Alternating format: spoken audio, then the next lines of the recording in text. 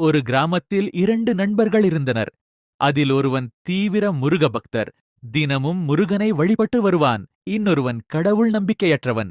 ஒரு நாள் பக்தர் நண்பன் வழக்கம்போல் முருகனை வழிபட்டுக் கொண்டிருந்தான். அப்போது அவனைக் காண வந்த நண்பன், "நீ தினமும் முருகனை வழிபட்டு வருகிறாய். ஆனால் அவர் உன்னைக் காண ஒரு நாளாவது வந்தாரா?" என்று கேட்டார். அதற்கு அவர், "என் தெய்வம் எனக்காக வருவார்" என கூறினான். "அப்படி உன் தெய்வம் நேரில் வந்தால் நானும் முருகனை வழிபடுவேன்" என்றான் நாத்திக நண்பன்.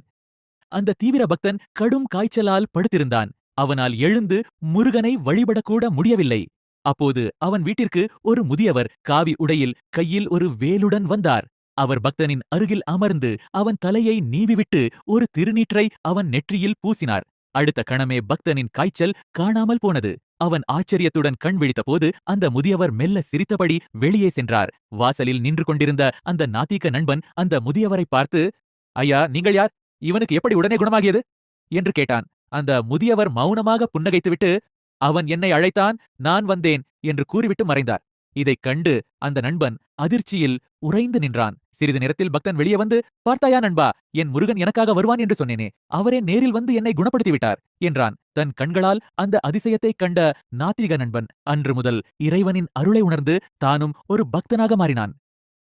தான் தபால்காரராக முதல் நாள் வேலை. புது சீருடை, கையில் தபால் கட்டுகள் என உற்சாகமாக தனது சைக்கிளில் கிளம்பினான். முதல் தபாலே மீனாட்சி மாரியம்மன் கோயில் பக்கத்தில் இருக்கிற ஒரு வீட்டுக்குத்தான். ஆஹா, மங்களகரமான ஆரம்பம் என்று மனதிற்குள் நினைத்துக் கொண்டே கோயிலை அடைந்தான். அங்கு ஒரு வேப்ப மரத்தடியில் அமர்ந்திருந்த பாட்டியிடம், "ஆயா, இங்கே மீனாட்சி அம்மாவோட வீடு எங்க இருக்கு? அவங்களுக்கு ஒரு லெட்டர் வந்திருக்கு" என்று பணிவாக கேட்டான். அந்த பாட்டி ஒரு பெரிய மாடி வீட்டை சுட்டிக்காட்டி, "அதோ அந்த வேப்ப மரத்துக்கிட்ட இருக்கிற மாடி வீடுதான் தம்பி" என்றார். பாலு அந்த வீட்டின் வாசலில் நின்று உற்சாகமாக காலிங் பெல்லை ஒருமுறை அழுத்தினான். உள்ளே இருந்து சத்தம் வரவில்லை.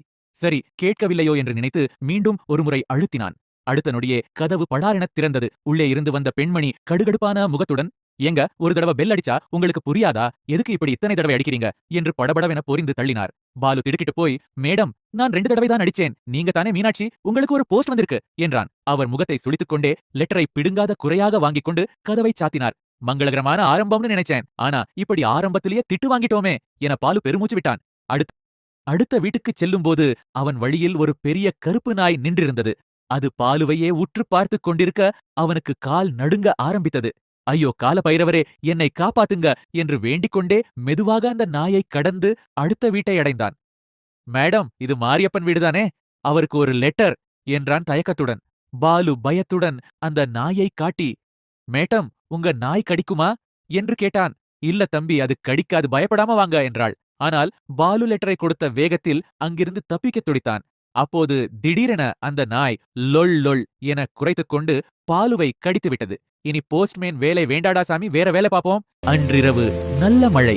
பாபு தன் வாகனத்தில் வீட்டிற்கு சென்று கொண்டிருந்தான். மழையின் சாரலில் அவனுக்கு சாலை சற்று தெளிவாக தெரியவில்லை. அப்போது 2 நாய்கள் சாலையை கடக்க முயன்றன. அவற்றில் ஒன்று அவன் வண்டியின் மீது மோதிவிட்டது. அது அந்த இடத்திலேயே உயிர் இழந்தது. அதனை கண்ட மற்றொரு நாய் அதன் அருகில் சென்று வருந்தியது. பாபு அதனை சாலையின் அருகே உள்ள ஓரிடத்தில் புதைத்துவிட்டு வீட்டுக்கு சென்றான். அதனை புதைத்த இடத்திலேயே மற்றொரு நாய் படுத்துக்கொண்டு, "என் நண்பனை கொன்ற அவனை பலி வாங்க வேண்டும்" என்று சொல்லிக்கொண்டே உறங்கியது. விடிந்தவுடன் அந்த நாய் பாபுவை தேடி அலைந்து திரிந்து திரும்பி வந்து பார்த்தது. அங்கு பாபு இறந்த நாயின் சமாதி அருகில் அமர்ந்து அழுது கொண்டிருந்தான். அதைக் கண்ட நாய் தன் பலி வாங்கும் எண்ணத்தை மாற்றிக்கொண்டு அவன் அருகே சென்று அமர்ந்தது. "என்னை மன்னித்துவிடு, இனி உன்னை நான் பார்த்துக் கொள்கிறேன்" என்று அந்த நாயிடம் கூறி பாபு தன் வீட்டிற்கு அழைத்து சென்றான். பாபுவும் அந்த நாயும் மகிழ்ச்சியுடன் வாழ்ந்தனர்.